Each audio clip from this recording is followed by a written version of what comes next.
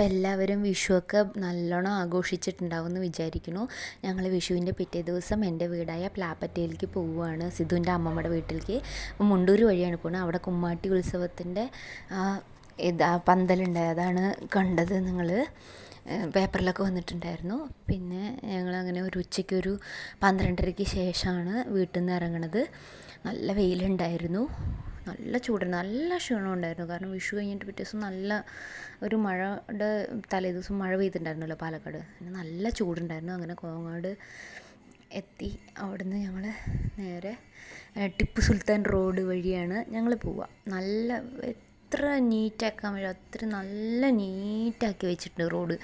നല്ല ഇതായിരുന്നു. ഈ റോഡ് ഇങ്ങനെ ആയിരുന്നില്ല. പക്ഷേ ഈ രണ്ട് പഞ്ചായത്തുകൾ തമ്മിൽ ജോയിൻ ചെയ്യണ ഭാഗത്ത് മാത്രം അവരൊരു ഗ്യാപ്പ് ഇടും. അങ്ങനെ ചെയ്യണം നമുക്ക് കൊണ്ടാണെന്ന് അവർക്ക് മാത്രമേ അറിയുള്ളൂ. ഇത്രയും ചെയ്തിട്ട് ഒരു ചെറിയൊരു സ്ഥലം മാത്രം ഇത്ര ഗ്യാപ്പ് ഇടുമ്പോൾ എല്ലാവർക്കും എന്തൊരു ബുദ്ധിമുട്ടാണ് അല്ലേ.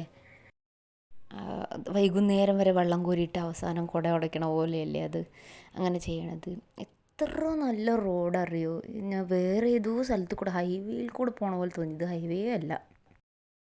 അങ്ങനെ ഞങ്ങൾ പ്ലാപ്പറ്റ റോഡിലേക്ക് തിരിഞ്ഞു കേട്ടോ, ഒമ്മനേഴിയിൽ നിന്ന്. അപ്പോൾ വിഷുവൊക്കെ എല്ലാവരും ഭംഗിയായി ആഘോഷിച്ചിട്ടുണ്ടാവുമെന്ന് വിചാരിക്കുന്നു. അവിടെ അടുത്ത അമ്പലത്തിൽ വിഷുവേലയാണ്.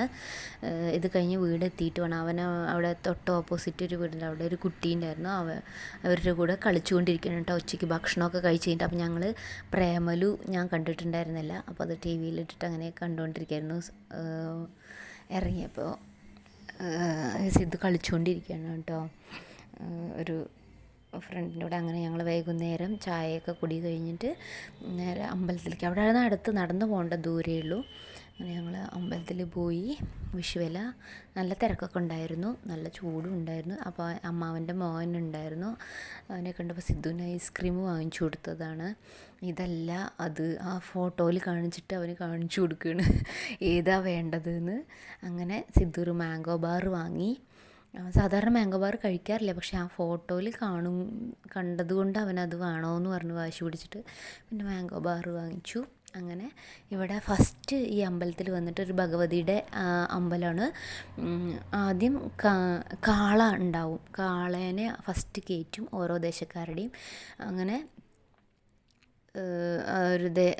കാള ഫസ്റ്റ് കയറ്റിയിട്ട് അവർ അമ്പലത്തിന് ചുറ്റും വരും. അത് കഴിഞ്ഞിട്ട് ഓരോ ദേശക്കാരുടെയും ഓരോ ആന, 5 ആന ഉണ്ടായിരുന്നു. ഓരോ ആന വരുമ്പോഴും അവർ ഇതുപോലെ സ്വീകരിക്കും. അമ്പലത്തിൻ്റെ ഉള്ളിൽ കയറ്റുമ്പോൾ ഇതുപോലെ വർണ്ണക്കടലാസൊക്കെ വിതറിയിട്ട് ഓരോ ദേശത്തിൻ്റെ ആനേനെയും. നല്ല രസമുണ്ടായിരുന്നു ആ കാഴ്ച കാണാൻ. അങ്ങനെ ഞങ്ങൾ പിന്നെ വൈകുന്നേരം അവിടെ ഒരു ഭാഗത്ത് ശിങ്കാരിമേളം നടന്നുകൊണ്ടിരിക്കുന്നുണ്ട്, ഒരു ഭാഗത്ത് ആനപ്പൂരം നടന്നുകൊണ്ടിരിക്കുന്നുണ്ട്, ഒരു ഭാഗത്ത് കാള വന്നുകൊണ്ടിരിക്കുന്നുണ്ട്, ഓരോ ദേശത്തിൻ്റെയും എഴുന്നള്ളത്തൊക്കെ. അങ്ങനെ പിന്നെ എല്ലാ പൂരത്തിനും പോയാൽ സിദ്ധുവിന് ഒരു കളിപ്പാട്ടം വേണമല്ലോ. അങ്ങനെ അപ്പോൾ വീഡിയോ ഗെയിം കണ്ടപ്പോൾ എനിക്ക് പണ്ടത്തെ ഓർമ്മ വന്നു. അങ്ങനെ വീഡിയോ ഗെയിം അവൻ്റെ പേര് പറഞ്ഞിട്ട് ഞാനൊരു വീഡിയോ ഗെയിം വാങ്ങിച്ചു. പിന്നെ ഞങ്ങൾ തിരിച്ച് ഇങ്ങോട്ട് വരുമ്പോഴാണ് ഒരു വലിയ കാള പോണത് കണ്ടത്. അങ്ങനെ അമ്മ പടക്കം എടുത്തു വെച്ചിട്ടുണ്ടായിരുന്നു ഞങ്ങൾ വരുമ്പോൾ പൊട്ടിക്കാൻ വേണ്ടിയിട്ട്. അങ്ങനെ ആ പടക്കം പൊട്ടിച്ചിട്ട് ഞങ്ങൾ വിഷുവേലിയും വിഷുവും നന്നായി ആഘോഷിച്ചു. എല്ലാവരും സബ്സ്ക്രൈബ് ചെയ്ത് സപ്പോർട്ട് ചെയ്യണം.